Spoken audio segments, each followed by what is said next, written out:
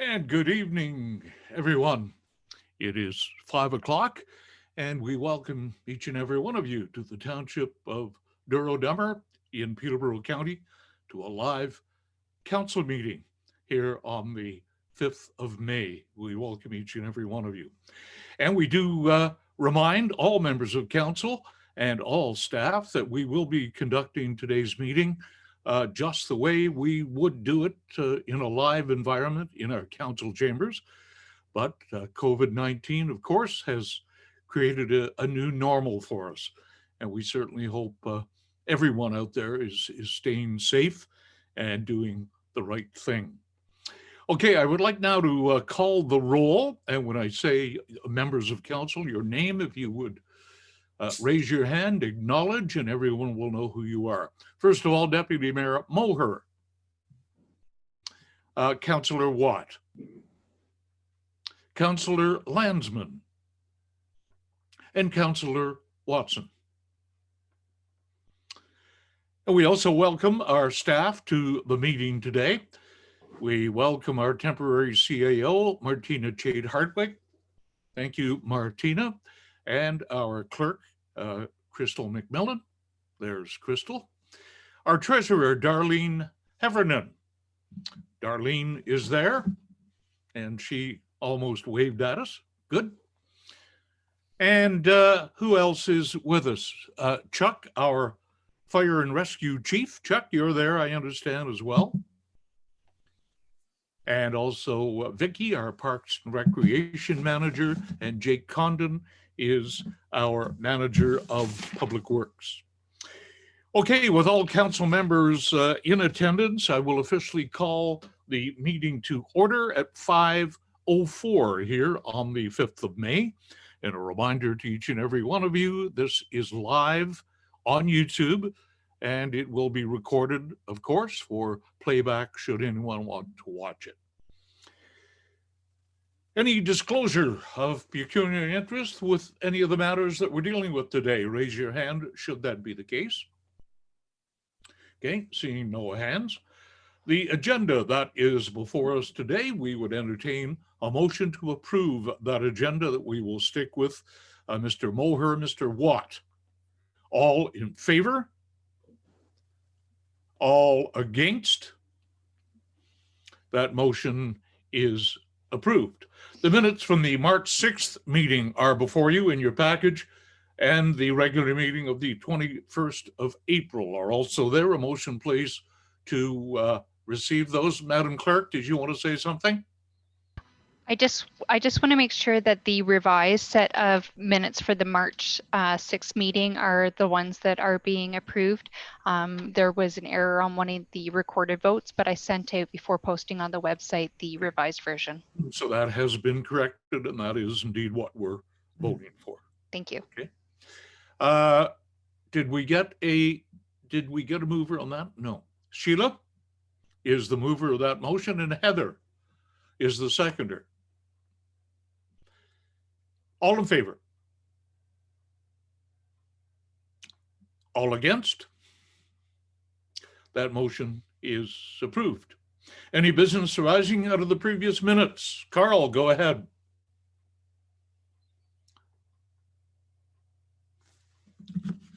I believe you're on mute, Carl.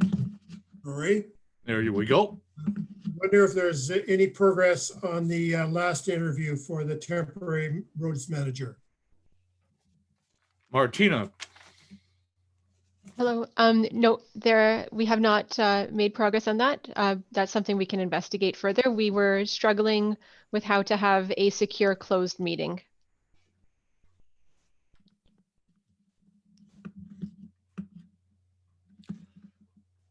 No, sorry, Carl, you are muted. So more to come in the near future.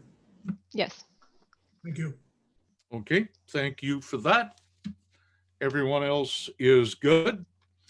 Now, a reminder, we do have a public meeting coming up at 6 o'clock, so we're going to time our items accordingly, and we will be going into the public budget meeting at 6 o'clock, or as close as we can get to that. So bear with us as we try to get through the agenda. Delegations, petitions, or presentations. And we do have a petition that has been presented to us during this kind of lockdown era. And that is a formal request to ban fishing at Crow's and Mccracken Landing wharfs.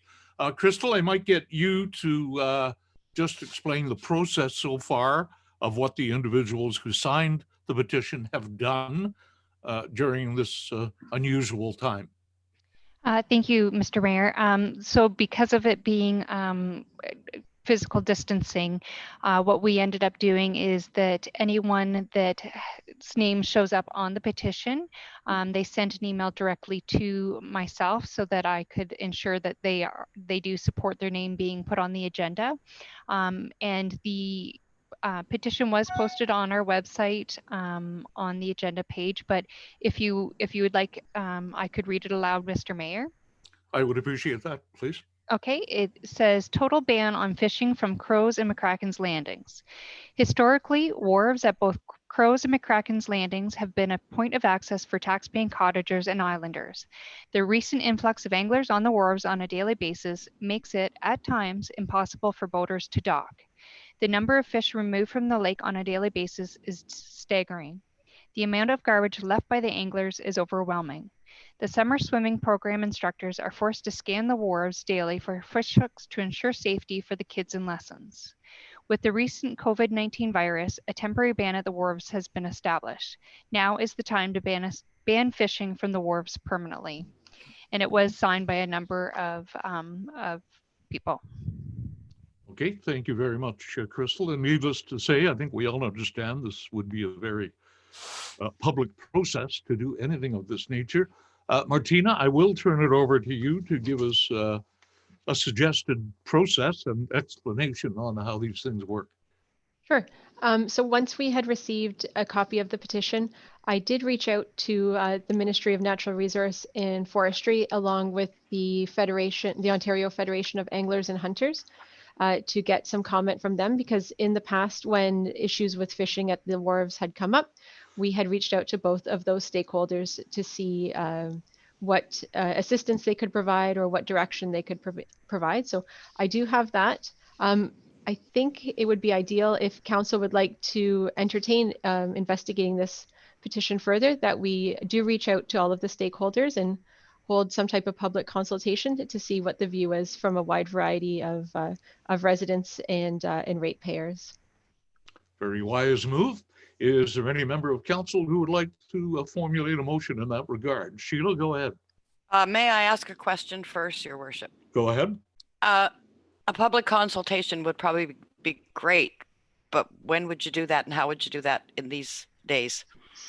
I think what we could do is we could set up like a Survey Monkey or use some other type of digital consultative tool to get some of those responses from the public. Probably a good idea. Carl. You're muted again, Carl. Pardon me, I'll have to get practiced here. I believe a couple of years ago, this same question came up by a few people. And I think it was determined after staff looked at it, is that the subject of no fishing was not possible.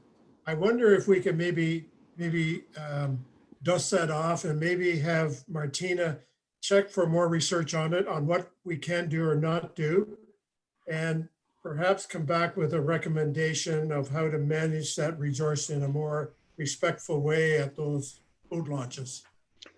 Okay, we are open for a motion to instruct staff to do that type of thing before we can move ahead. We need to get all the facts and what we can do, what we can't do before we move any further. Heather, are you willing to make a motion? I'm not sure I am actually, Your Worship. Okay, no, that's fine. Does anyone want to make a motion then? Sheila, go ahead. Yes, I would make a motion that we ask staff to investigate actually what we can and can't do and how we would go about doing it and find out any requirements that are needed. I don't know if there should be more added to that or not. Carl? I'll second that motion. Moved by Sheila, seconded by Carl to move ahead with an investigative approach, followed by a full public process, I guess, is the implication. That is duly motion and seconder. All in favor? All against? That motion is approved. Thank you very much for that. We hope we can do that in a timely manner. We're going to move ahead to item 7, and that is other business and staff reports. Item 7.1 is about the transfer station and the landfill water monitoring. I'll turn this over to Martina. Thank you, Mr. Mayor. So the report in your package is regarding the annual well monitoring reports for the Warsaw Road, Stony Lake Road, and Halls Glen closed sites. From the reports which we received from GHD, there's no significant changes from the previous year's studies. All 3 reports state that the groundwater levels and chemical data do not indicate a significant anomaly from the previous years. While in previous years, new monitoring stations and wells had been requested, at this time, no new monitoring locations are needed unless they run dry. 2 locations that may become an issue in the future: a background monitor at the Stony Lake landfill location and a surface water monitoring location at the Halls Glen transfer station. In 2020, it's been noted that residential wells for the Warsaw Road landfill site will need to be tested, as it's been 3 years since the last time they were tested in 2017.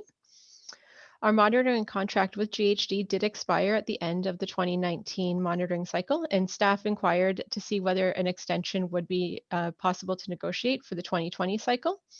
There was a proposal submitted from GHD, which falls within our budgeted amounts for the 2020 monitoring cycle.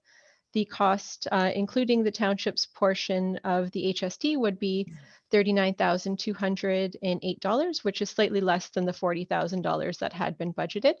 That contract did fall within our procurement bylaw, and it has been signed and submitted. Okay, are there any questions on that report from anyone on council? Go ahead, Heather. Your Worship, through you to staff, I understand at this point in time the contract has been fully executed, but was there any consideration to put this to tender as opposed to single sourcing it through the existing supplier? If we had wanted to put it to a tender, we would have had to have started that process earlier in, I guess, late fall, early winter, because the monitoring needs to begin in the springtime to catch the spring and the fall seasons. So it has been noted for the 2021 monitoring year that we would put the tender out in the fall of 2020 to capture that data and get new results. All right, thank you. Carl. Thank you. Thank you for the report, Martina. A couple questions. On the Halls Glen site, there's a number of future monitoring programs that are being considered or recommended. I guess I'm interested in what the cost of these additional studies would entail.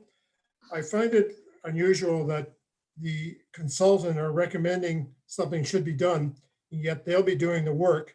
And I'm not sure there's anything in from the ministry to say we should be doing this work. Are there any comments there that? Through you, Mr. Mayor, could I have a bit of clarification as to the studies you're speaking about? It's on page 23.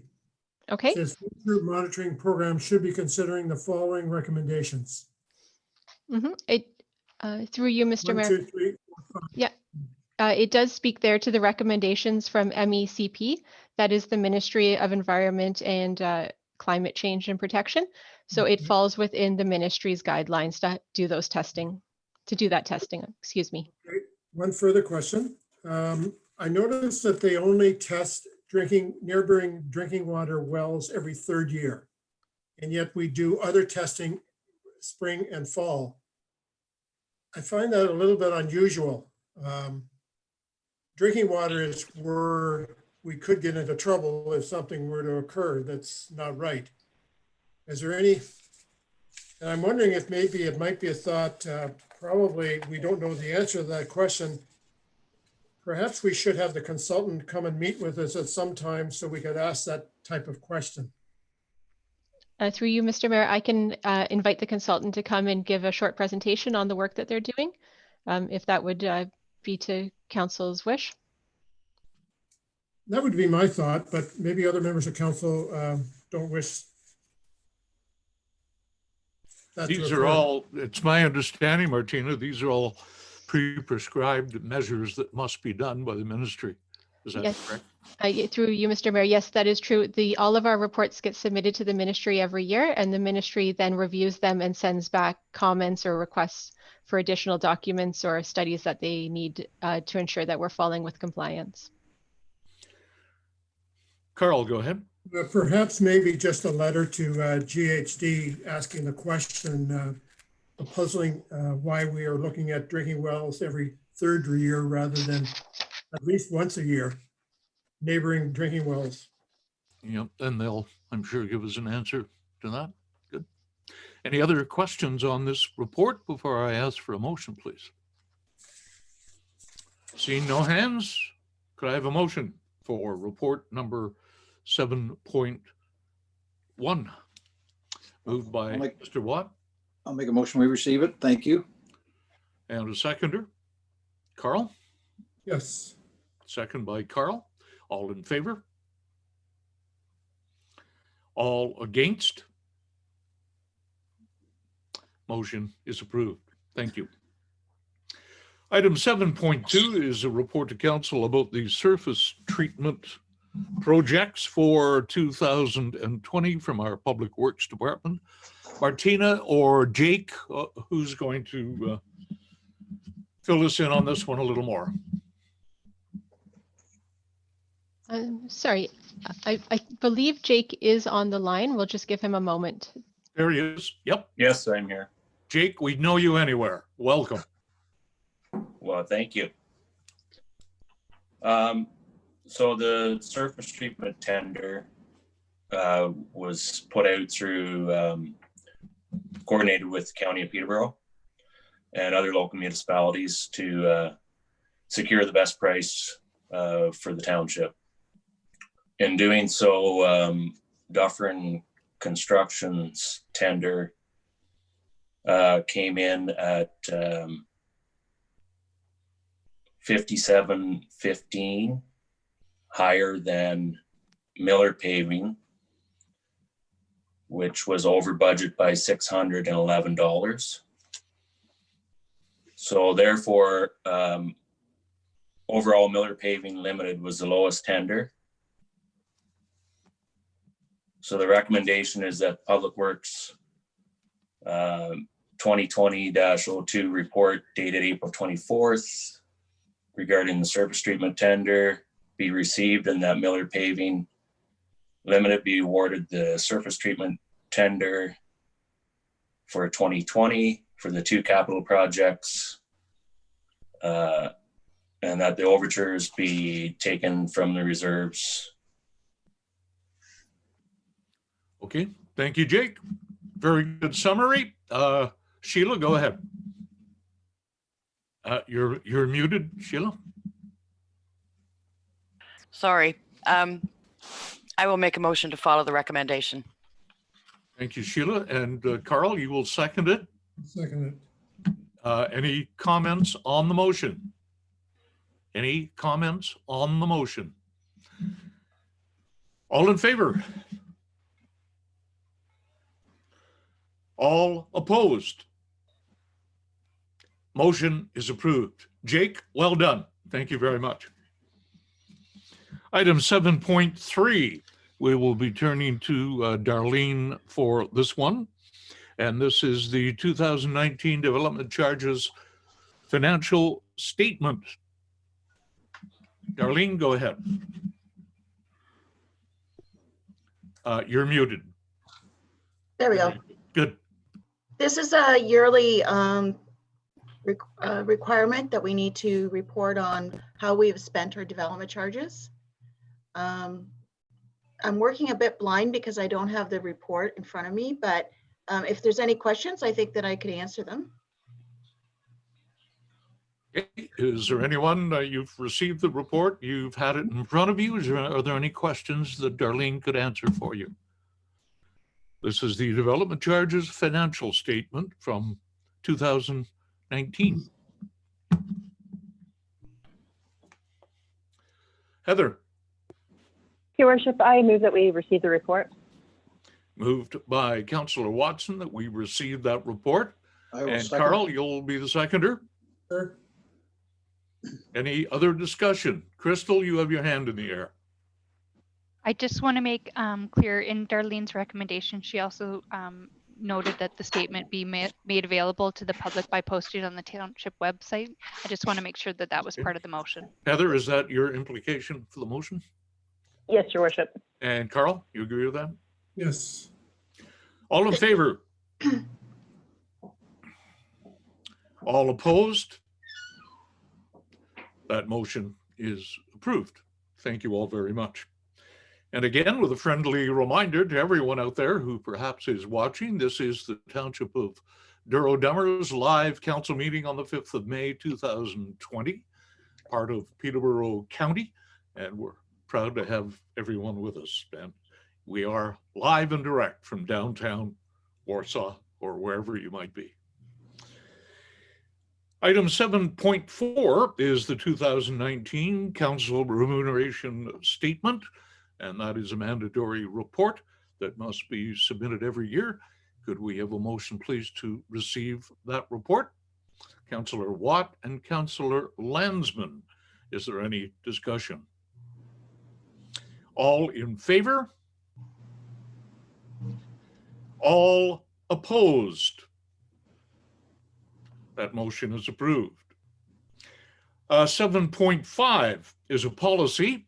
We do like policies. Our years of service recognition. I will turn things over to our clerk, Crystal, to discuss that further. Thank you, Mr. Mayor. So over the years, as council is aware, we do try and update some of our older policies. This was an extremely old policy that was very out of date.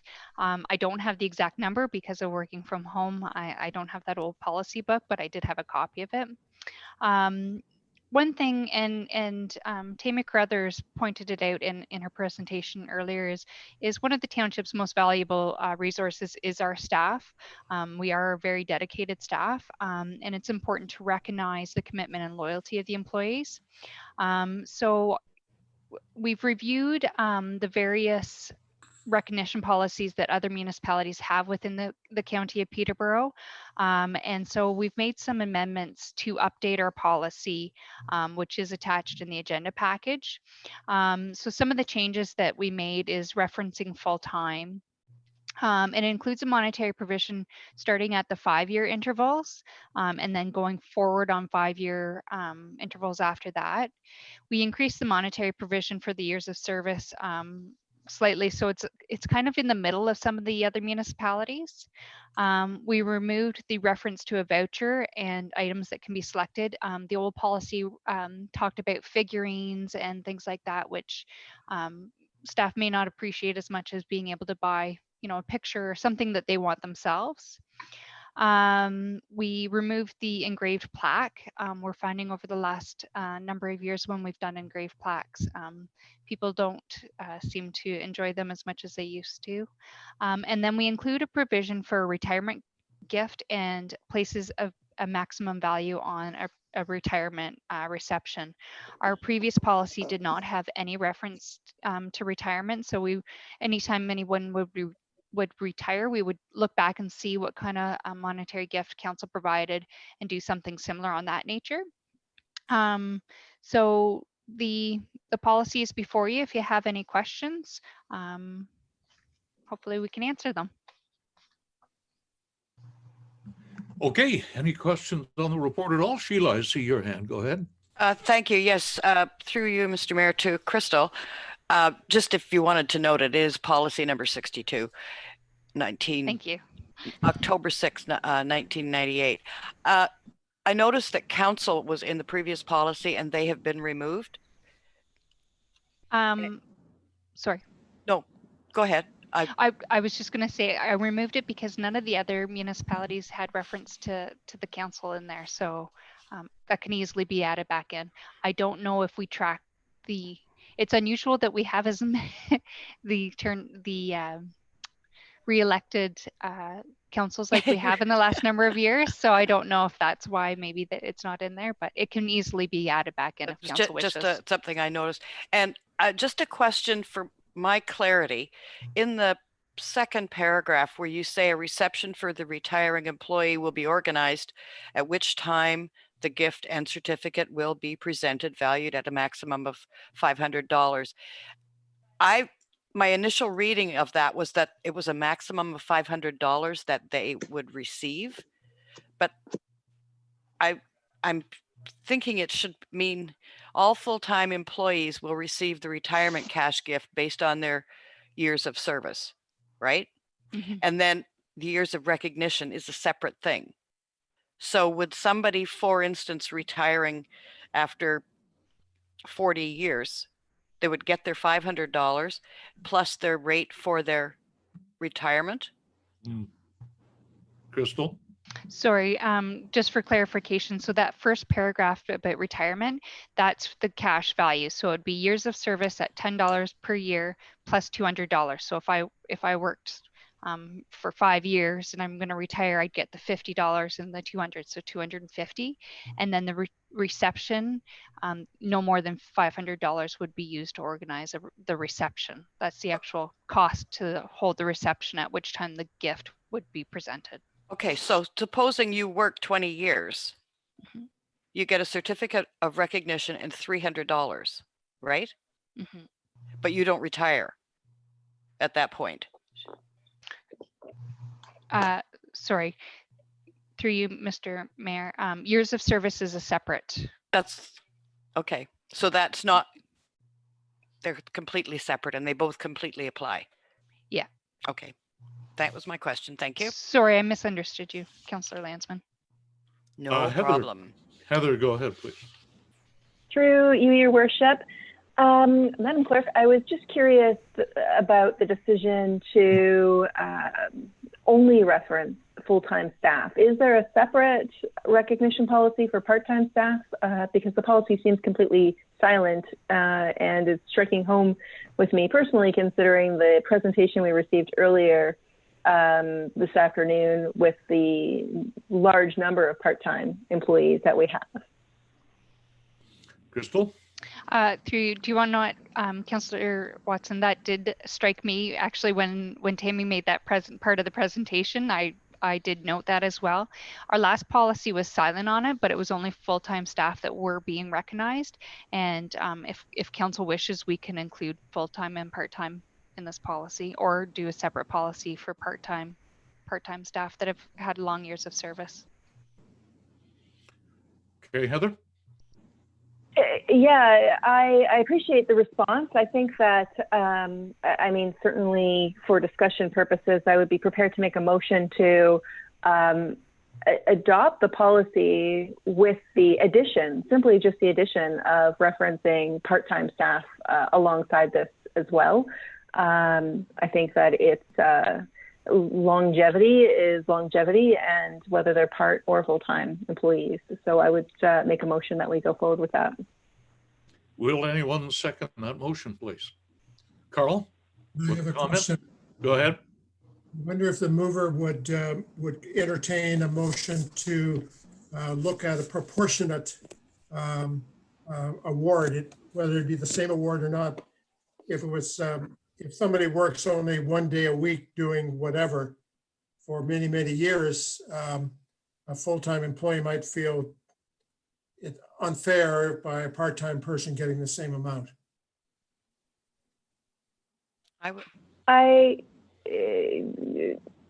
you, Your Worship, I hear what you're saying, Deputy Mayor Moher, and it's thoughtful, perhaps.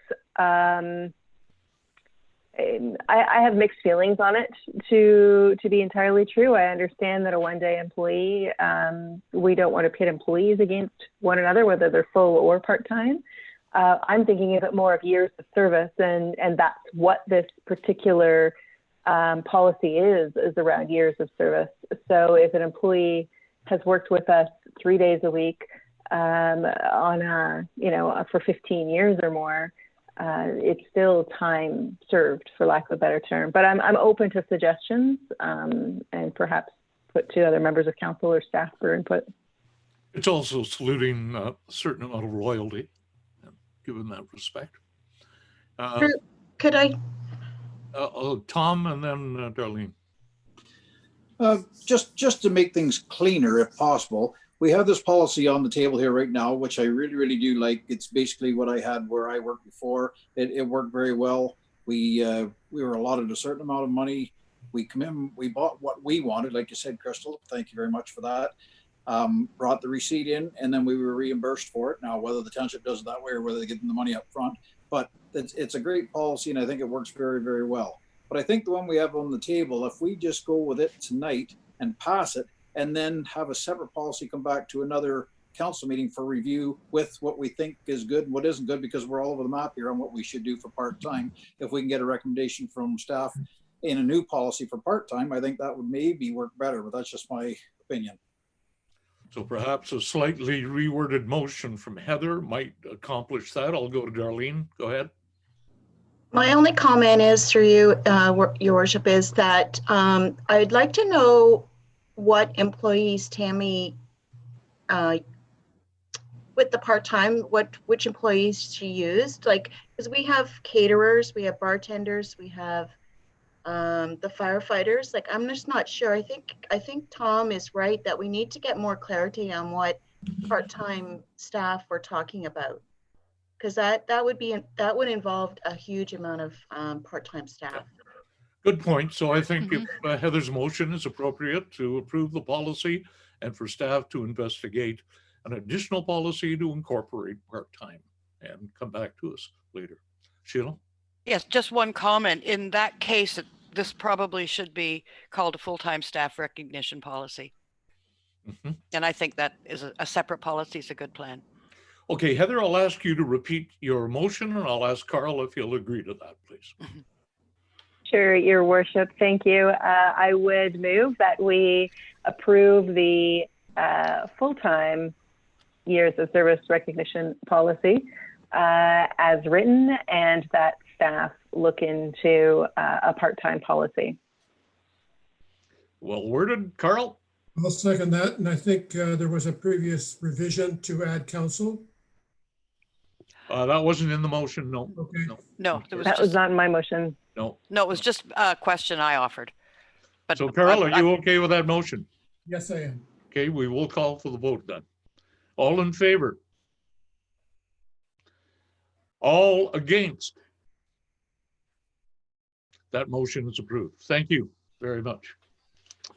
Okay, we will move ahead. And again, remember, in about 25 minutes from now, we will be stopping whatever we're doing.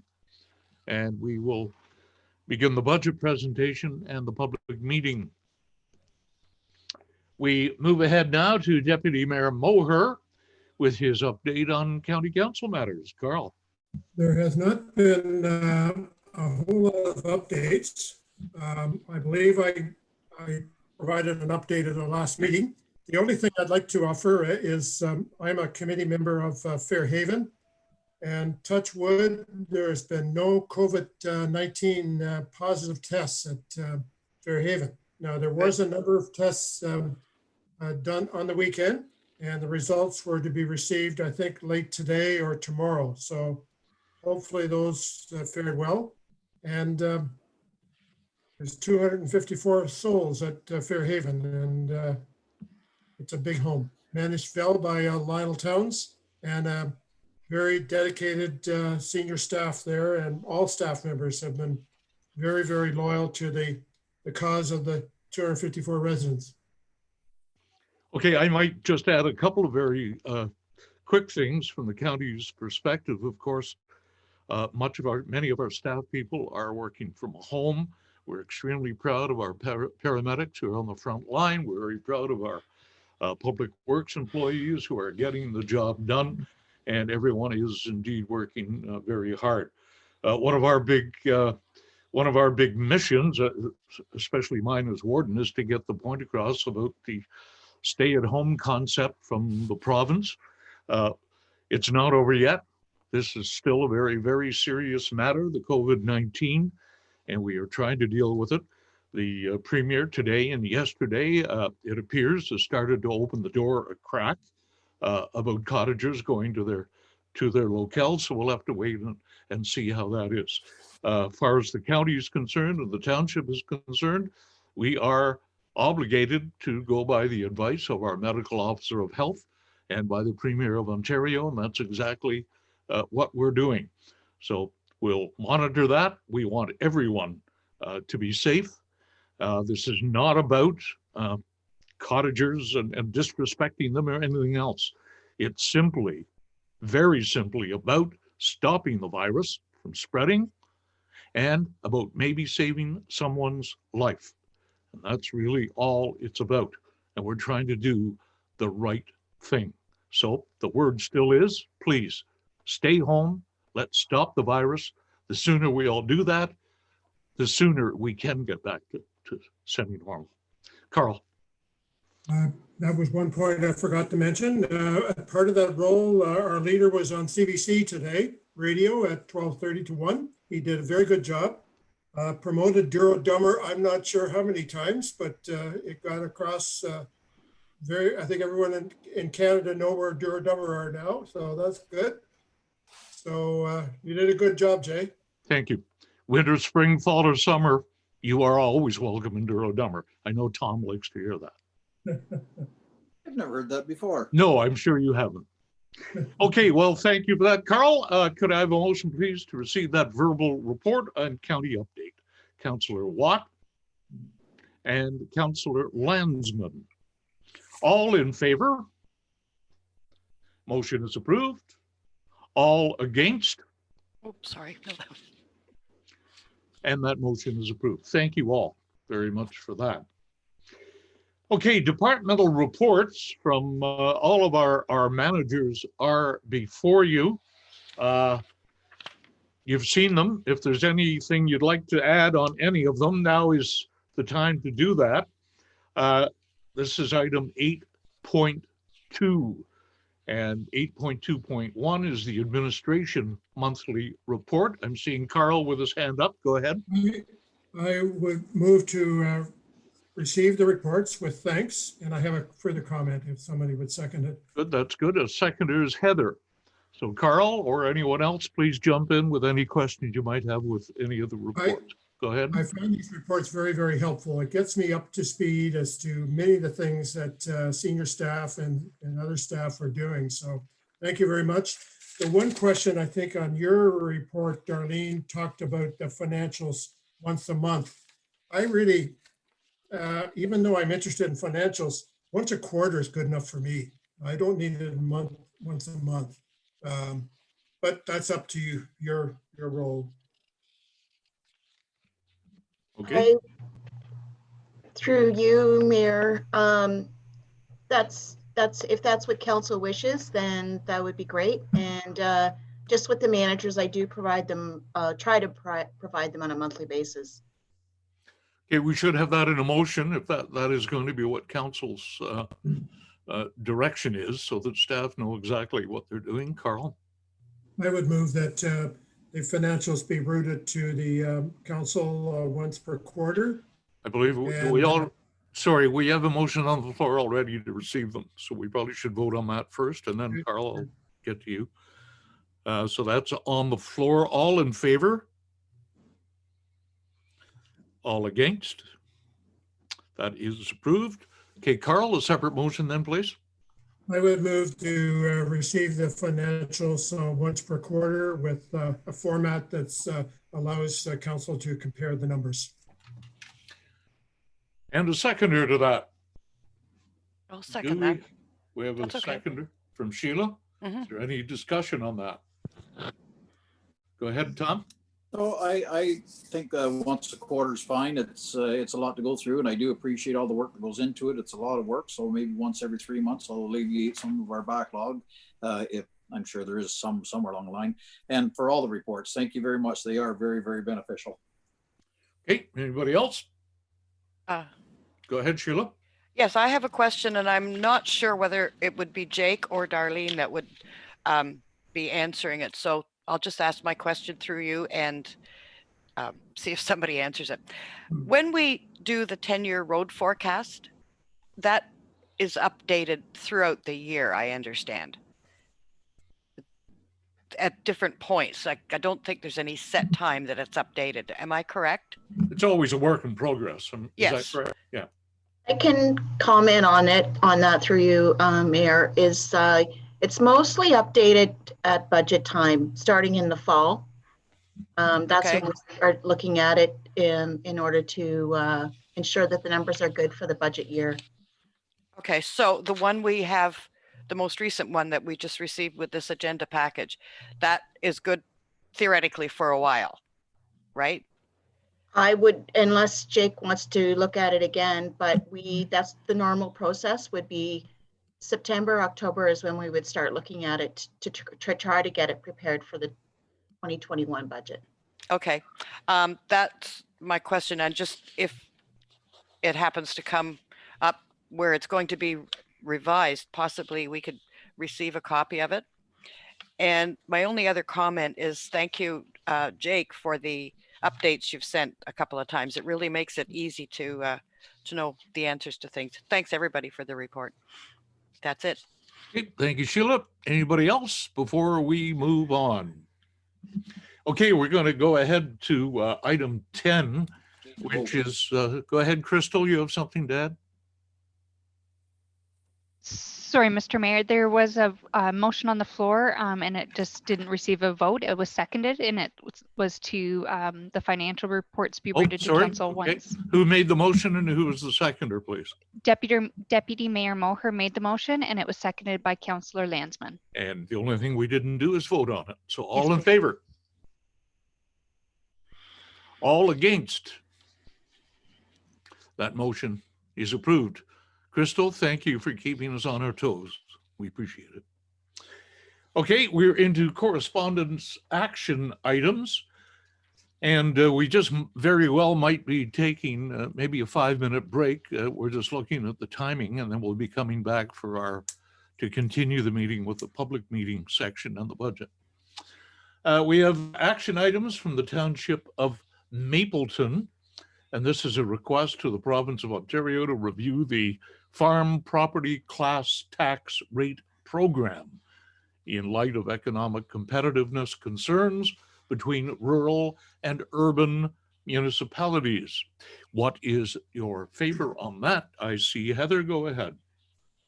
Your Worship, given that our municipality has a heavy concentration of agricultural and farm properties, I think the work that the Township of Mapleton has done to request this is quite fulsome, and I would look to move and support their request to the province to undertake a review of the program. If there's somebody to second that, that would be my motion. Do we have a seconder to that motion, please? Do we have a seconder? Tom, go ahead. Did you need to comment? Nope. No, okay. So that is that Carl, you're going to comment on the motion, Yes, please. I have a comment. This whole issue is very sensitive to the agricultural community. There's a couple of agricultural people in this township wouldn't want any changes in that, because I think what's been suggested is rather than the property tax staying at 25%, I think some municipalities would like to see it closer to 100%, the same as the residential. And I think the point is made by a lot of agricultural people. It's not the land that requires the services of the municipality or the counties or so on. It's the people that live in the houses. So I think we got to be very cautious with this one. I think the main culprit with this is that when this whole thing was changed in 1998, I believe it was, the province didn't keep their end of the bargain. They're gradually doing away with the rebate that they're giving to us each and every year. And that's, I think, one of the rebates that the former Dave Clifford couldn't figure out how the formula worked. And it's, I think it's something that, I think that's the main issue here that's causing some unfairness. So I think we got to be really cautious with this one, but. Yeah, no, that's fair. I would add that this has been an extremely controversial issue for the last probably the last 7 or 8 years. I know we've dealt with it at the EWC level more than once. It's had a great deal of chit chat and it's very controversial. The motion on the floor is to receive and support that notice from the Township of Mapleton. Is there any other discussion on the motion? All in favor? All in favor, last call. All opposed? That motion is lost. Could I hear another motion, please? Carl? We move to receive. I would second that because Sheila? yes, I'll second that. Okay, Sheila's going to second it. Is there any other discussion on that motion?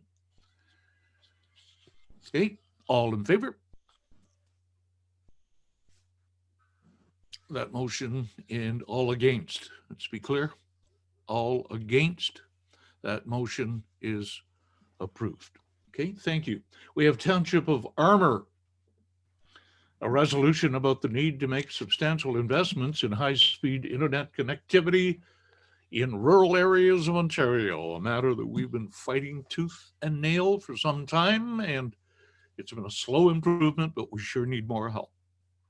What is your favorite, Tom? Receive and support, please. Receive and support. A seconder, please, to that. I'll second that. Sheila, any discussion on that motion? All in favor? Oh. That motion is approved. Make sure I have all against, which is a little ridiculous when you all put your hand up. Anyway, that motion is now approved. Thank you. Okay, we have correspondence, no items there. We have no accounts in our package, no notice of motion, new business. Tom, you have your hand up? We skipped the bylaw number 9. Do we have? That's right, after the public meeting. Well, that's for the public meeting. Okay. Mhm. Yep. All right. Closed session, none. And we'll deal with our confirming bylaw following our public meeting. Okay, the time is now 5:49. Madam Clerk, I'm going to ask you to put us on mute, on standby, and at exactly 6 o'clock, we'll be back for the final portion of our meeting, and that is the budget presentation, as well as a public meeting regarding that same subject. So for all watching and listening, we will be back in 11 minutes. Thank you all.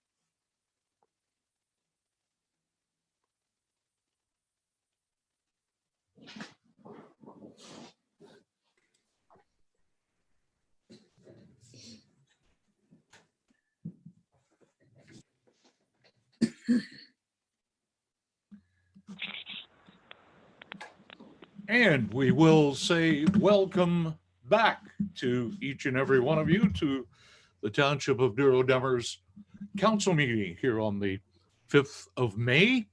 And we are actually in the middle of a council meeting that began at 5 o'clock.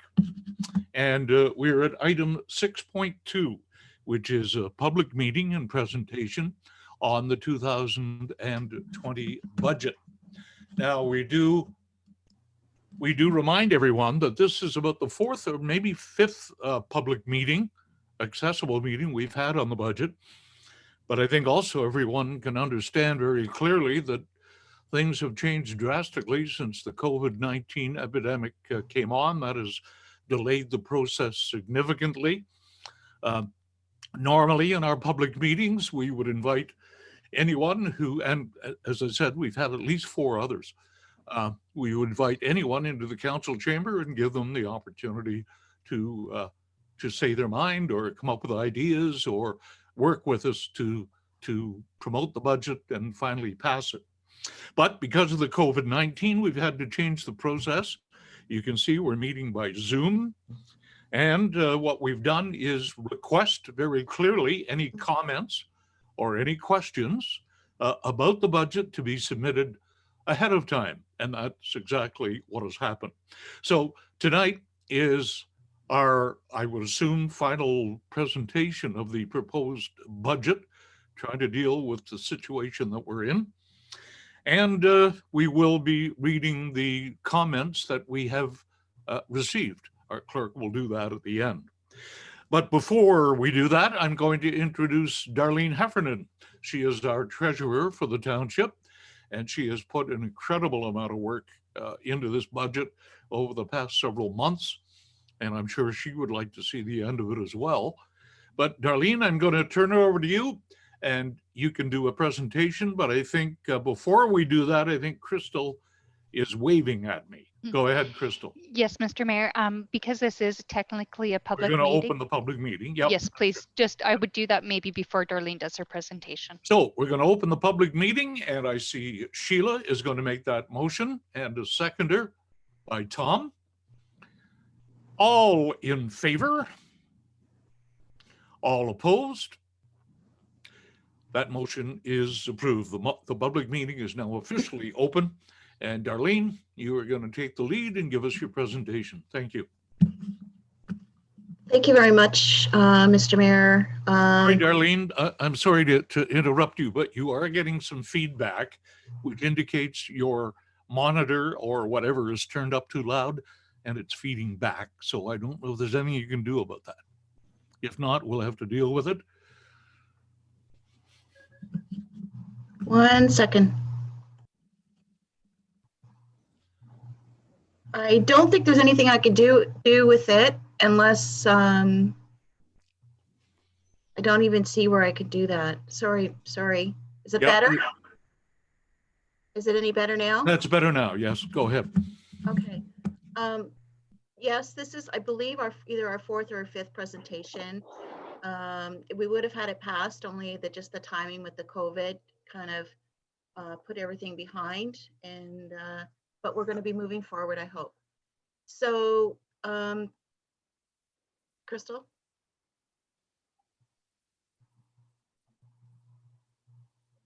Crystal, thank you. Crystal's doing my slides for me. The agenda will be the capital projects from the 25-year forecast. We'll move into the public works capital, and then into emergency services, the library, parks and recreation, administration, town hall, the bylaw, enforcement and building, and the miscellaneous items. And then the levy requirement will be in the presentation. The 2020 budget challenges, the changes in maintenance policy necessitated, pardon me, a substantial increase in these budgets, including gravel allocations. This was a policy that council passed, and I think it's already in the works for this year. Sanding and salting budget, in the last few years, we have found that we always have been over budget. So this year we increased the budget by 79,000. The changes in gravel allocation to 3 inches, just at the very beginning of the process, created some extra work to revamp the 10-year forecast. Harold and Jake both worked on that with Vanessa's help to revamp it. Due to gravel challenges in 2019, several 2019 projects needed to be brought forward to 2020, and the reduction of gravel to 3 inches necessitated that each project be repriced, which again created some extra work for Harold and Jake. But they did get through it, and it was a good exercise. There are several 2019 parks and recreation projects that were moved to 2020. And both the community centers and the parks have a large capital requirement this year. It just happens that a lot of the operational elements of the community centers need some work. Increase in full-time labor for 5 new full-time employees, which also increased the benefit and deduction budget. And we lowered staff. I actually lowered the staff labor for LTD employees, which is long-term disability, the deputy clerk position, and the CAO position. And due to some shifting of items on the 25-year forecast, I was able to just reschedule some of the capital items. It didn't affect the levy, but it was just a better planning tool to spread them out and like for more years. So just as a review of the definition of a tangible capital asset, the TCA, which you'll hear quite often, is anything that's worth over $5,000. And this particular presentation is to present the 2020 proposed capital projects and purchases, as well as the proposed operating budget. In other words, the entire budget. On the 25-year forecast, we have the asset management plan, phase 1 road deficit. This is a 10-year plan that we put money in for the road work. We also have money, we put money into the to plan for the asset management plan for phase 2, which is all of the other assets of the township. The office redecoration, actually, pardon me, that should be $10,000. No, sorry, $20,000. And that was, it was originally $40,000, but we've, council gave us direction to just do the painting in the town hall and in the hallway, get going into the town hall, as it's quite marked up and it needs a facelift. Postage meter, which has been on the books for 2 or 3 years now. Again, we won't replace it unless it breaks down and or starts causing us issues. The photocopier has also been on the books for a couple of years. I believe this year is going to be the year it has started to cause us some issues. So it's used every day. So it's an important piece of equipment for the office. Roads truck number 15, $300,000 is on the 25-year forecast. The fire rescue van number 5 for Station 5, $270,000. The fire chief truck, $50,000. Tanker station number 1, Donwood, $275,000. And pumper station number 2 for Douro is $375,000. So this is all funded through our reserves, and it comes to over $1.5 million.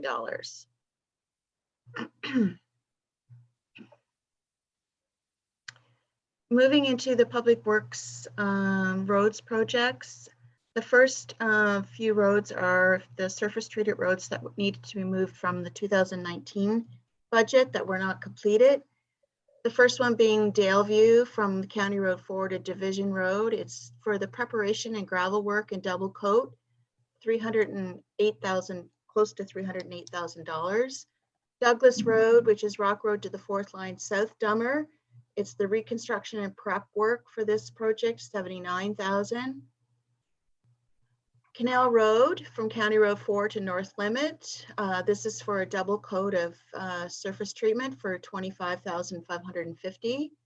Ironwood Drive from County Road 4 to South Limit plus the turnaround, one single coat for $9,000. Rock Road from South Street to Douglas Road. This is the reconstruction and prep work for this project, $48,000. Strickland Street from Highway 28 to the westerly 500 meters to the Lakefield limits. Selwyn is doing the work, but this is our portion of that project, $90,000. Douro second line from County Road 4 to County Road 8. There's a box culvert that, bless you, that needs to be replaced for $41,000.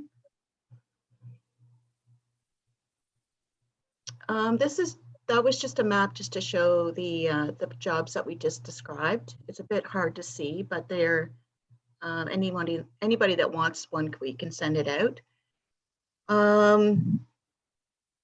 Next, Public Works Capital from 2019. This is the gravel roads that we brought forward from 2019.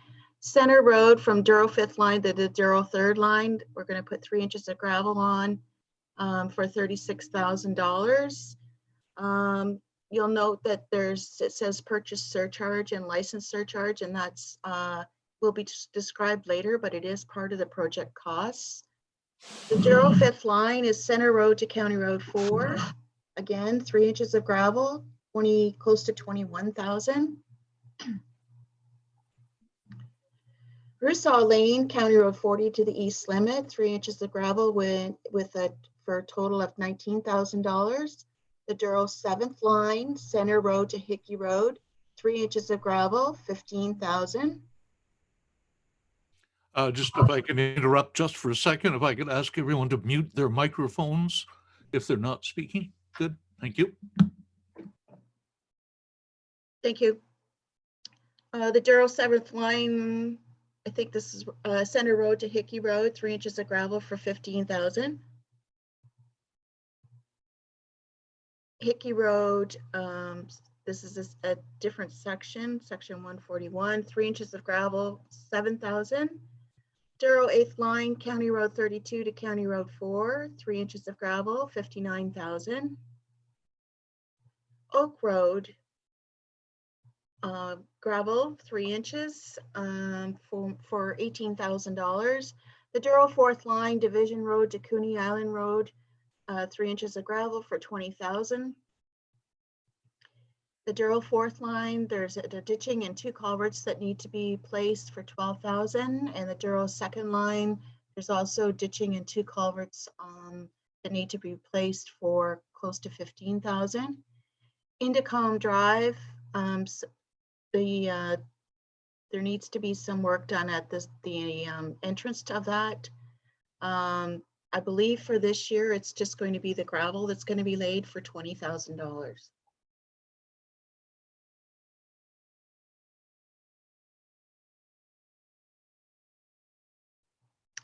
And again, this is just the map to show the 2019 gravel roads that have been brought forward into the 2020 budget.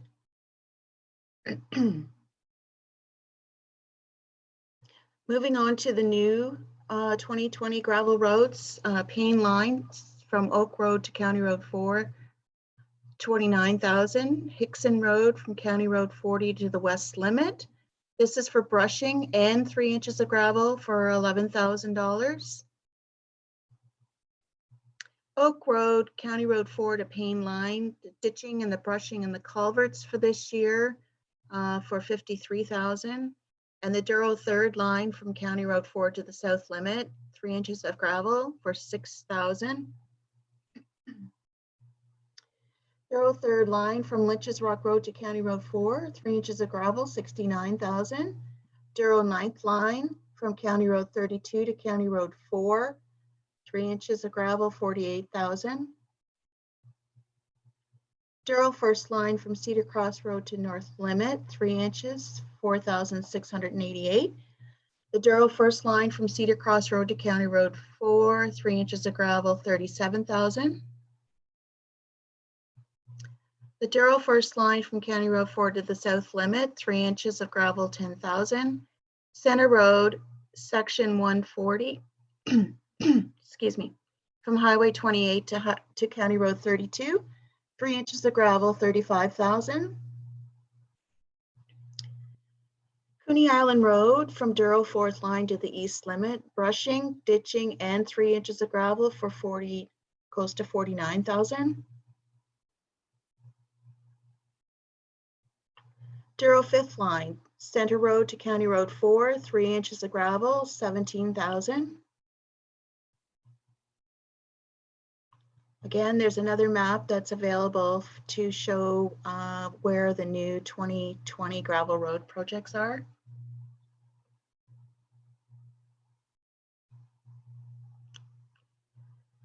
This is the explanation of the gravel pit licensing surcharge that was shown on each of the gravel projects. Over the next 7 years, the township will be applying for licensing to crush and extract gravel from the County Road 38 gravel pit. A rough estimate of that cost is $250,000. In an effort to address this future expense, part of the 2020 gravel budget includes a licensing surcharge of 85 cents per ton. This is based on a 10-year timeframe and the tons that will be used in the 2020 budget. This surcharge will be transferred to a licensing reserve for future use, and the amount that is estimated is almost 33,000 for 2020. For the purchase surcharge, there's a surcharge of $1.84 per ton. This is based on 30,000 ton per year for 20 years using an annual loan payment of $115,000, which in the reserve will end up, we hope, with around $71,000 after 2020. So the total public works road capital work: surface treated roads, $601,000, 2019 gravel roads brought forward, $242,000, and 2020 new gravel projects, $371,000, for a total of $1.2 million for the roads projects in 2020.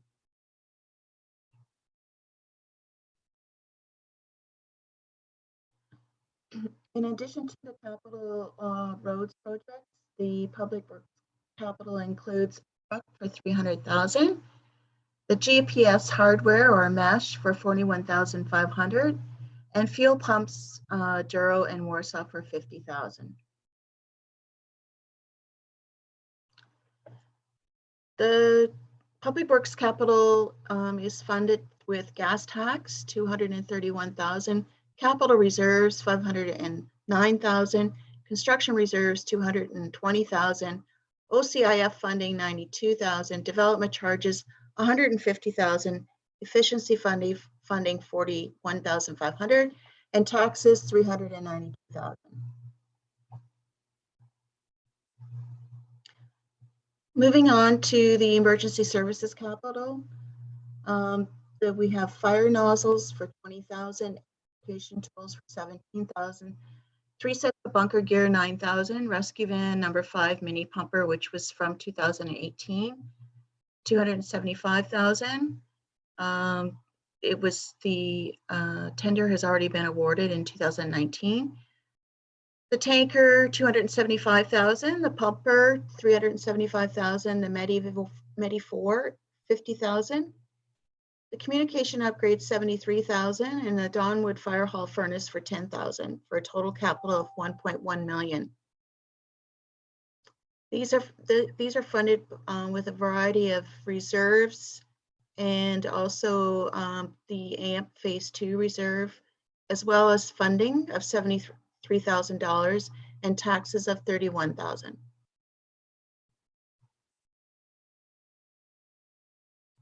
The Fire Hall number 5 project, this is in 2009, we spent approximately $59,000 and collected $33,000 in donations. Therefore, it was close to $26,000 of tax dollars were used. It's a great project with lots of citizen interest. In 2020, we have budgeted 42,000 for the expense and an estimated additional 20,000 in donations. These figures are very preliminary, and there's still lots of work to be done on Fire Hall number 5 to complete the project. Library capital books 14,000. That is the budget for that has been in the budget for many years. The book return box, circulation desk, and public access station 3,500. Each year they try to get a new computer to keep the IT up to par, and so the public has computers to work on. New chairs 200, two new chairs 500. Flooring in adult fiction area 5,000. And the biggest project is the accessibility ramp that is funded for $62,000. We're using development charges for $14,000. The annual grant that we get, $14,307. Reserves $46,000, and taxes $11,000. Parks and Recreation, these are the projects that were brought forward from 2019. The master plan recommendations, there was recommendations to hire part-time additional staff to be split between the parks, the Douro, and the Warsaw CC. Community board 3,000. This board is for advertising and sorry, not for advertising, to give direction on where our recreation centers are. Douro painting walls and bleachers 19,500. The Douro tables and chairs 14,730. The total 2019 capital being brought forward is close to $56,000. Again, this is from reserves. A lot of it was money put into reserves in 2019 because the project was not completed. And taxes is $2,900. The Douro Community Center, additional $5,000 is required to get the walls prepped for painting. The second dehumidifier, $40,000. Exterior doors and frames, $10,000. The compressor overhauls, $50,000, and the 30 horsepower, $20,000. The brine filter, $4,000. Replace the rubber flooring in the dressing room and hallway, $33,000. And insulate the furnace ductwork, $7,000, for a total of $119,000. These projects are funded through reserves, the gas tax reserve, and funding of $7,000.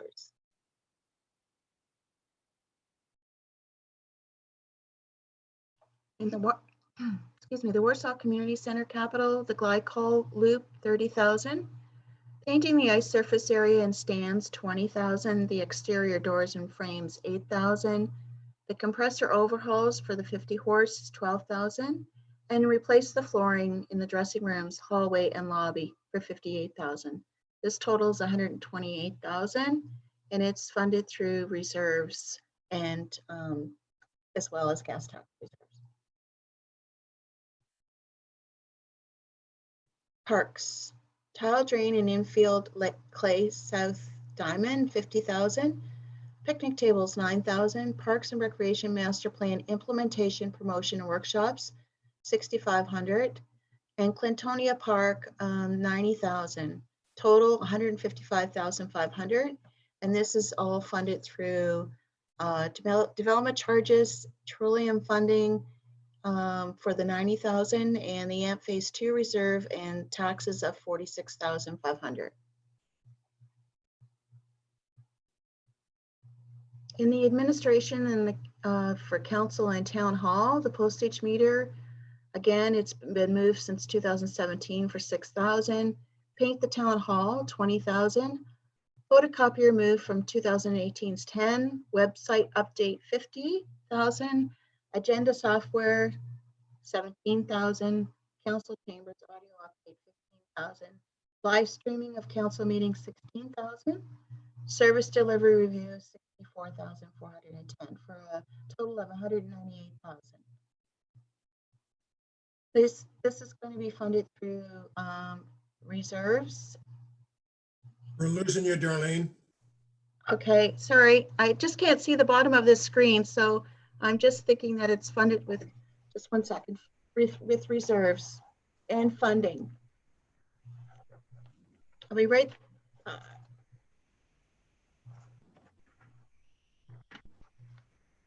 Sorry, yes, efficiency funding and capital reserves. Sorry about that. Okay, bylaw enforcement. The bylaw enforcement, the truck has been approved for 45,000, and the modernization building department website, 8,000. This is sorry, it's also a project, a sustainability and new construction project with corresponding FCM funding, Federation of Canadian Municipalities funding, and the rest of it is funded from building reserves and efficiency funding. And miscellaneous items. The historical committee has been working on the lime killing for a few years. $8,000. Wayfinding program, 12,250. The Warsaw Sun project, 5,000. Sidewalks in Warsaw, approximately 27,500. The township hamlet signs, 11,546 for a total of 64,296. This is funded with funding for 32,500, reserves for 11,000, and taxes 20,000.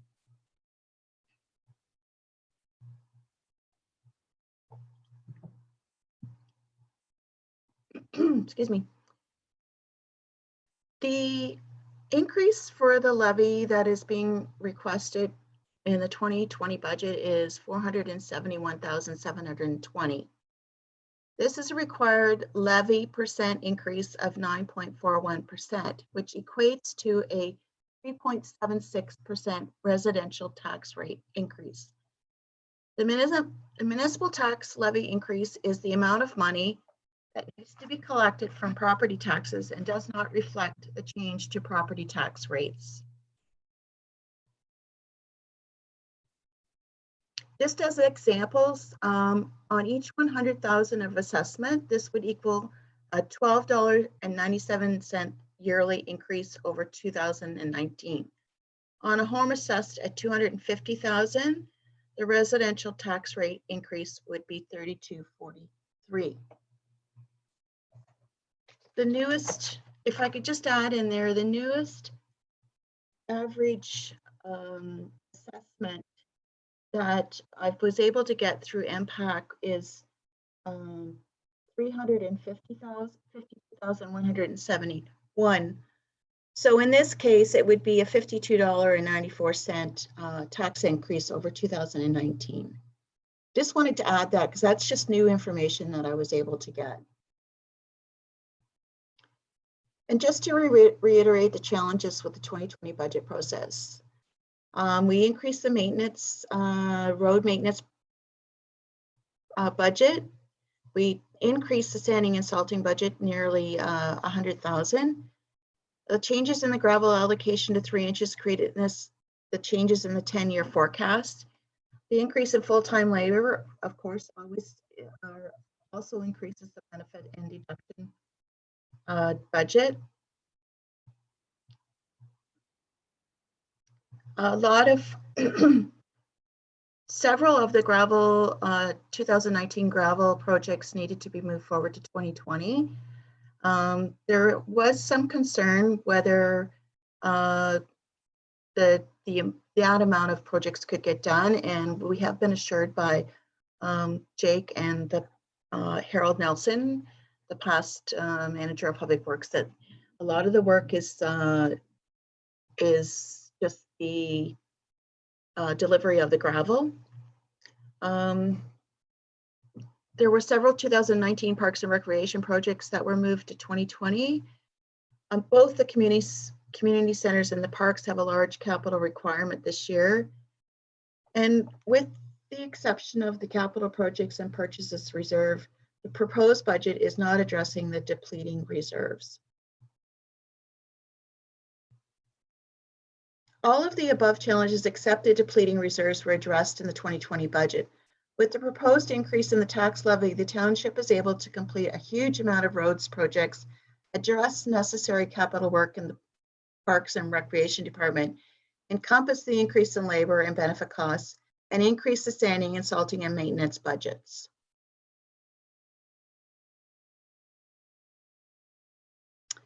And that's the end of the presentation. There is a report that includes comments from all of the managers in regards to the capital projects. I'm not sure how you want me to present that, or if there's just questions that you would like to ask about it. Yeah, I think we'll leave it to questions. And before I go to Crystal to make us all aware of some of the comments received, the only thing I want to say is we're in a very unusual time. This COVID-19 situation is extremely serious. This COVID-19 situation leaves us in a position about the unknown for the future and whatever financial challenges might be there. The world is a different place. And I guess what I'm trying to say is whatever budget we end up approving, I strongly feel has to be with the proviso that council have the power to change things as we go along. It doesn't, because it's budgeted, doesn't mean we have to spend it. It's just the unknown is here and it's facing us in the face big time. So we've got to roll with the punches. We've got to deal with the situation we're in. And I hope everyone understands that. In a perfect world, we can do all these great things, and that would be nice, but it's a different situation right now. Okay, I'm going to turn things over to our clerk, and then I'll turn things back to council members for any questions or comments you might have. So, Crystal, we did request any member of the public to submit any questions or comments. Normally, this would be done live in the council chambers, and you'd be invited to stand up and say what you want, but we're not normal. So, Crystal, you go ahead and let's hear how many comments we have received from our ratepayers. Thank you, Mr. Mayor. Just to make council aware, I have kind of been looking to see how many people are watching us live on YouTube, and approximately 13 on average have been watching our public meeting at this time. There were some written comments received regarding the 2020 proposed budget. 9 of them were regarding Daleview Road. The first 11 comments were received in writing. So I'll just read their names and what it was regarding. And then we did receive one that did not make it onto the agenda package due to the time that it was received. So 9 regarding Daleview Road, and that was from Ken and Lois Broadhurst, Steve and Connie Carvath, Mary Crawford and Gary Titus, Valera Jacob and Greg Nelson, Susan Milan, Angela Orn, Marianne Posthumus, Leah Thompson, and Andrew Waite. We did receive one comment regarding White Lake Road East, and that was from David McCrae. And we received one comment from Indicom Drive from the Little Building Company. The one comment that was not posted on the website is from Derek Leahy. And if it's okay with you, Mr. Chair, I will read aloud. It is a short one. It's just because it was not put on the website. Okay. Please do. Want to hear from everybody. Thank you. It says, I know I am late with submitting questions for the budget presentation, but I wanted to send them in anyway. Not sure if you'll get a chance to address them since they were late submitted. Also, do you know if there will be an opportunity for the public to ask questions during the presentation? 1, there are a lot of road projects in the budget. Does the township have enough resources and staff to complete all of those in 2020? 2, why are there 2 website line items in the budget? 3, do you anticipate that the improvements to the community centers will increase the revenue? Thanks, Derek Leahy. And just so council is aware, I responded to Mr. Leahy about the being able to ask questions during the public meeting, and our treasurer did respond to some of his questions. And I don't know if council wants answers to that, because the treasurer did, Darlene did seem to answer those during her presentation. So it's back to you, Mr. Mayor. Darlene, could you answer them again to address those comments that were just made? Even though you are repeating yourself, that's fine. No problem. Excuse me. In regards to the number of gravel roads that are on the budget for 2020, council has been assured, and I've been assured that by Jake, as well as the past manager of Public Works, Harold Nelson, that the roads they have enough, that the roads will get done. Most of the work is just the delivery of the gravel. And we have 2 projects that will entail ditching and brushing, which is basically the labor intensive jobs. The second question, Crystal, sorry. The second question are, why are there 2 website line items in the budget? The 2 website line items one is for the township website, and the other one is for the new building department website. And through you, Mr. Chair, the third question is, do you anticipate that the improvements to the community centers will increase their revenue? That was a difficult question to answer. What I did indicate was that we need to keep the facilities looking neat and tidy and clean, and that would help with the rentals. Okay, and Mr. Leahy was given those answers by Darlene. Good. Okay, we have heard the comments, and as everyone knows out there, this is about the 4th or 5th time we've been together on our budget meetings, and at some point we have to pass a budget. That's just the way it works. So I will turn things over. Martina, is there anything you would like to say before I go to council's questions or comments? Through you, Mr. Mayor, I don't know what order you are going to be receiving the comments, but staff did provide quite a fulsome explanation of the budget through Darlene, and then also in manager's comments report 2020 capital items. So if there's any questions, we'll be happy to answer them. Okay, I think first of all, we had better make a motion to close the public meeting, I guess, to follow the proper procedure. And then I will turn things over to, yes, Madam Clerk? Sorry, before you close it, Mr. Mayor, would you be able to do a formal resolution just to receive the written comments and the additional comment? Okay. Thank you. Okay, could I have a motion then to receive the comments received? Deputy Mayor Moher and Councillor Watson. That motion is on the floor. All in favor? All against? That motion is approved. And could I have a motion, please, to close the public meeting? Councillor Landsman, Councillor Watt, all in favor? All opposed? Motion is approved. Okay, the budget information is and has been before members of council for many, many weeks. A lot of work has gone into this, and a lot of ideas have been exchanged over time, and we're down to crunch time, I think. So I'm going to let members of council ask any questions that perhaps they haven't asked in the previous 4 or 5 meetings. So this is your time. Go ahead, Tom. Just a real quick one, and just for clarification, on the budget on page 28 of 48, gravel pit licensing. It says it's from the gravel from the County Road 38 gravel pit. And I don't know whether that is a correct statement or not. I think County Road 38 goes down through towards the Kellick Restaurant, and County Road 4 goes up through to Bethel Church. So I'm thinking it should be County Road 4. Yes. Kate, can you put some clarity to that? Sorry? Or Darlene, can you put some clarity to that? The location is in somewhat doubt.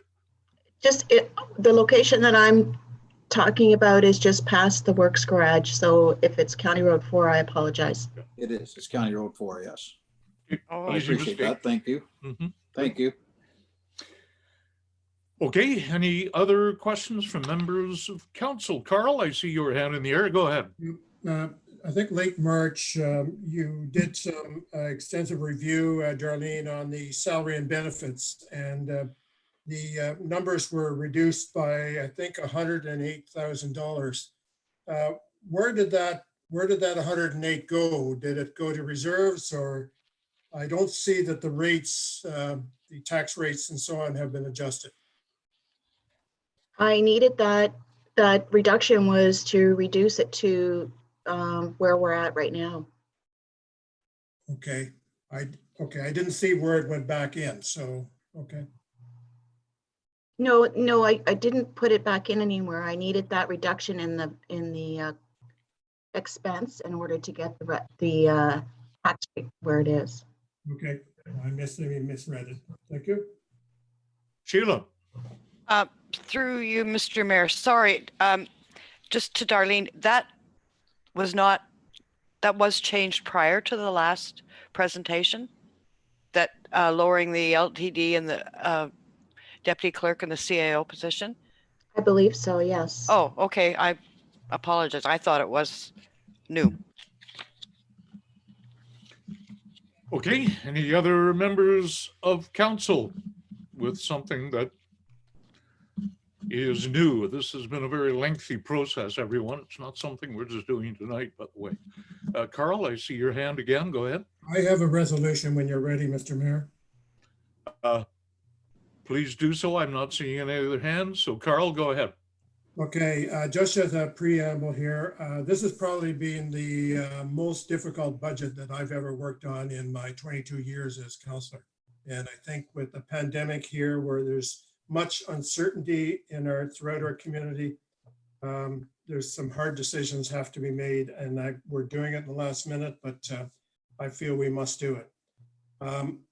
Crystal, I've got a printout of this that I can email it to you right after my resolution, so if that's satisfactory with you.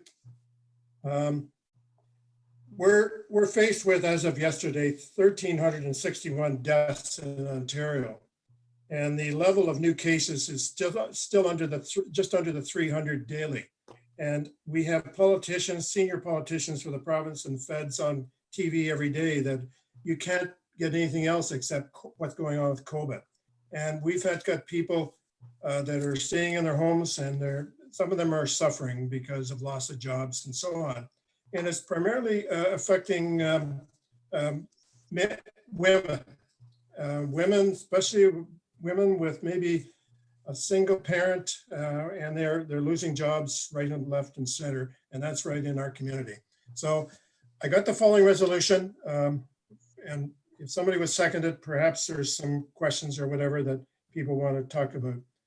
Whereas COVID-19 has caused a huge change in all of our day-to-day lives, and further that the pandemic is causing huge future uncertainty for families dealing with job loss, which is adding more day-to-day financial stress, and further that the deadline for finalizing the 2020 budget is now literally last minute due to COVID-19 and other delays early in the year, I move that the 2020 capital budget be reduced by the minimum of $275,000 and the same amount removed from the 2020 tax levy as follows.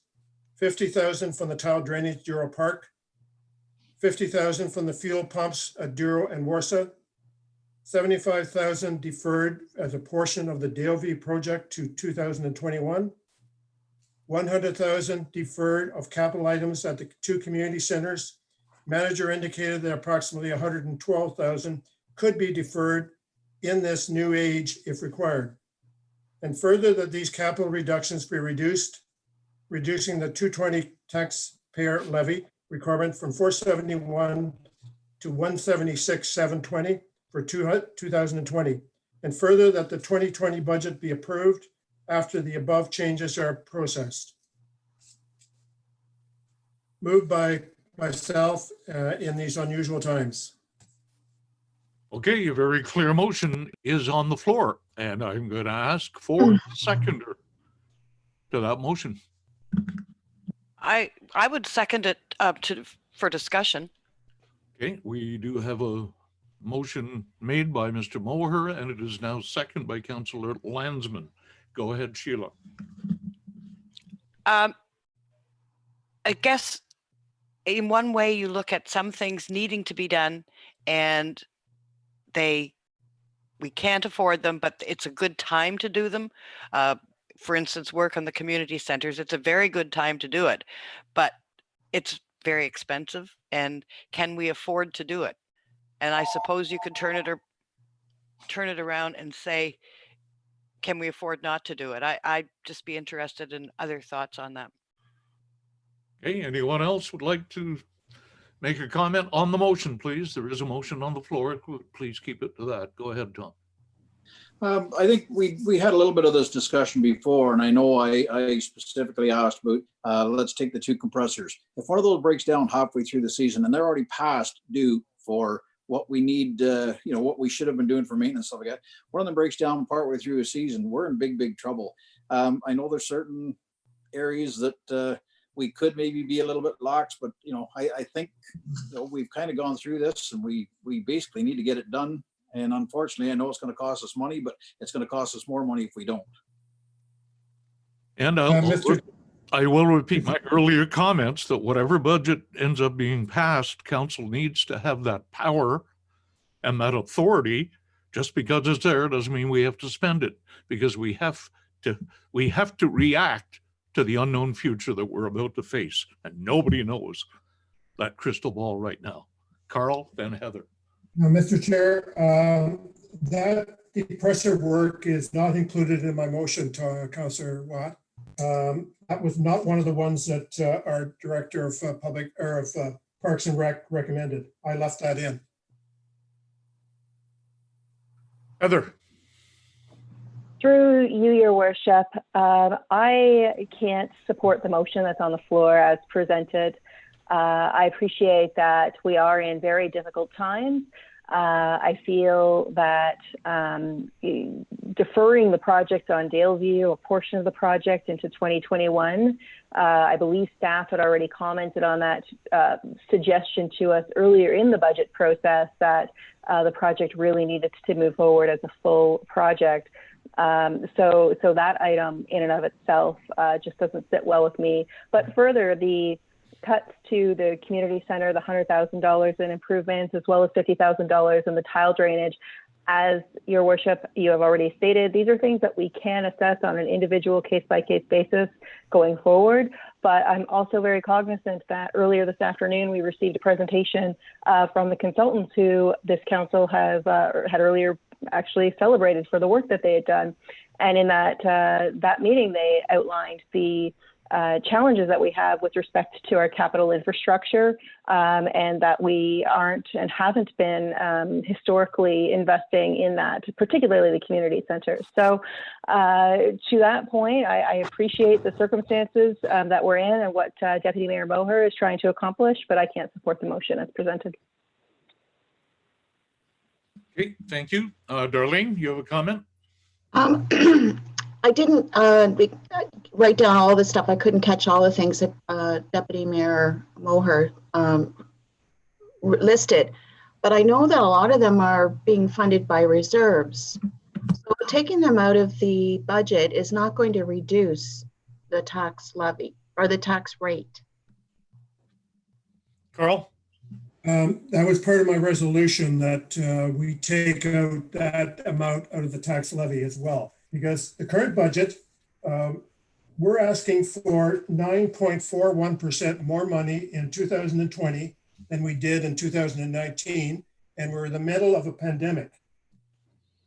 If this had been 6 months ago, I could probably support it, but with the reality of today, I cannot support it. 9.41%, and I feel it's got to come from somewhere. Darlene. Just a comment, just to agree with the mayor that if the budget is passed as it is, and we find that in a month or 2 months that we can't do something, we can, the council can direct us to pull it from the budget.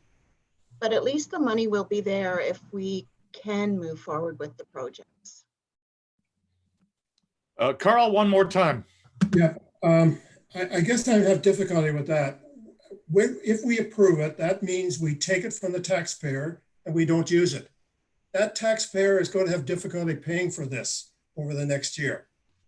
And many of them are. Some of them will be fine with it, and there's all good projects here. And I appreciate some of Vicky's agreement to defer if required. Good leadership there, Vicky.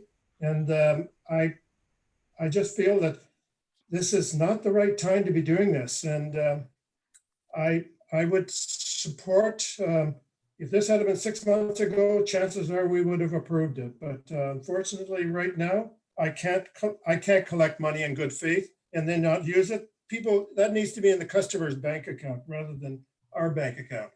And I would ask for a recorded vote, please. Okay, we've heard the facts from everyone. The seconder is Sheila. Do you have another comment? Yes, well, actually, I have a question of you, Mr. Mayor.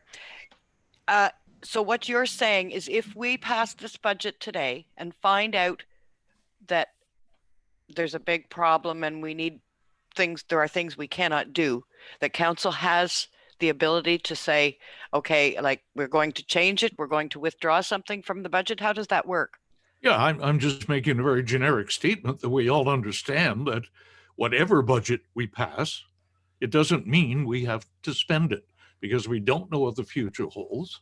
We have not got our crystal ball shined up to know what's going to happen. There are going to be many people out in our community and elsewhere who are going to be in big trouble over this. And to me, that is my first consideration, to make any impact on anything as light as we can. We don't know what the future holds. And I really feel bad for a lot of people. And we don't even know what the impact here is going to be. So I'm making a very generic statement about that. Whatever we do, council have to have the ability to say, no, we're not going to spend it, or we can't afford it, or we do. Darlene, last comment, please. Sorry.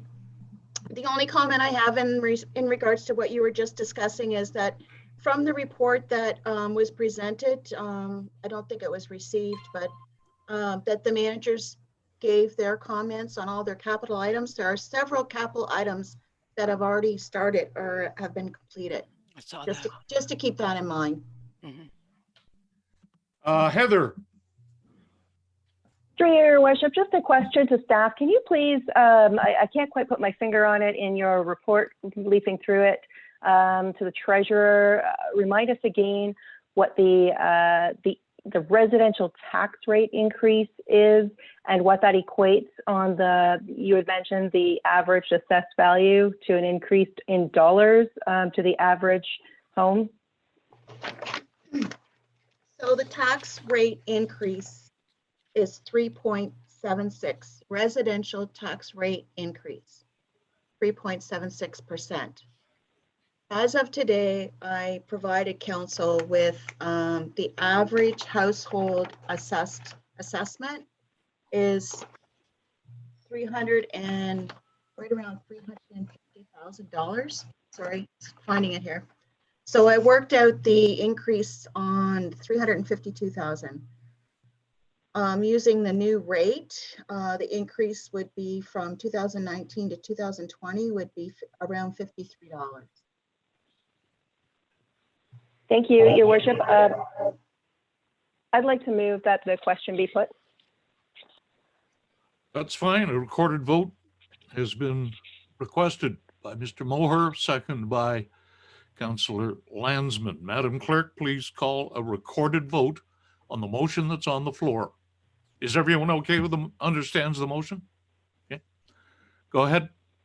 Okay, as per our procedural bylaw, the order in which I will request you to vote verbally, and it is recorded and on YouTube as well, is the Dummer Ward Councillor, Councillor Landsman.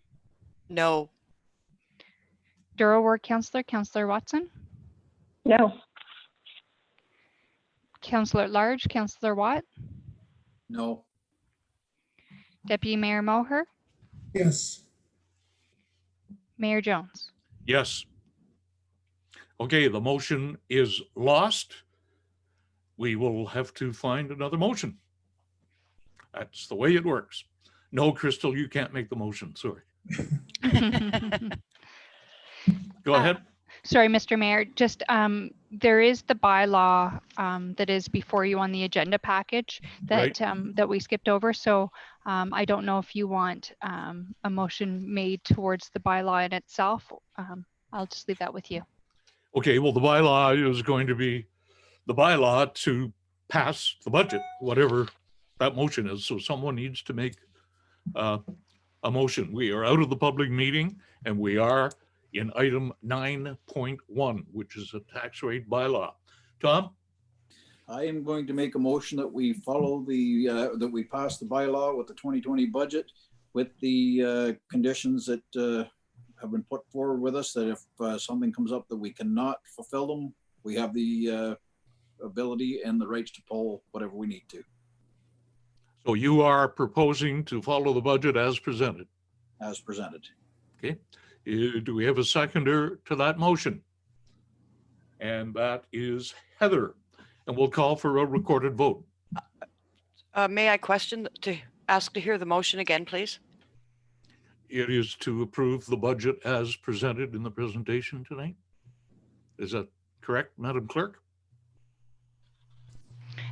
Sorry, yes, Mr. Mayor. So moved by Councillor Watt, seconded by Councillor Watson, the bylaw number 2020-26 being a bylaw to provide for the adoption of tax rates and to further provide for penalty interest in default of payment for 2020 be passed as presented in open council this 5th day of May 2020, and that the mayor and clerk be directed to sign same and affix the corporate seal thereto with the conditions that council can defer items if required. Okay, that was the part I was looking for at the end. Thank you. Comment on the motion, please, Carl. Yes, I guess I'm asking about the process.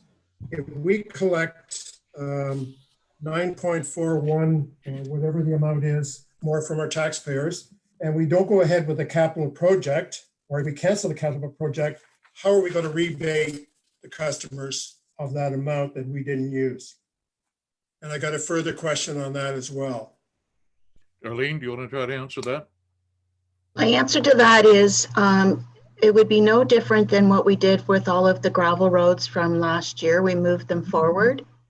The money can be put into reserves is another option. And for the future year when we do get the job done or the purchase done, but it really is no different than all of the projects that we had to bring forward from last year into this year. My second question is that we've talked about the tax rate going up 3.76.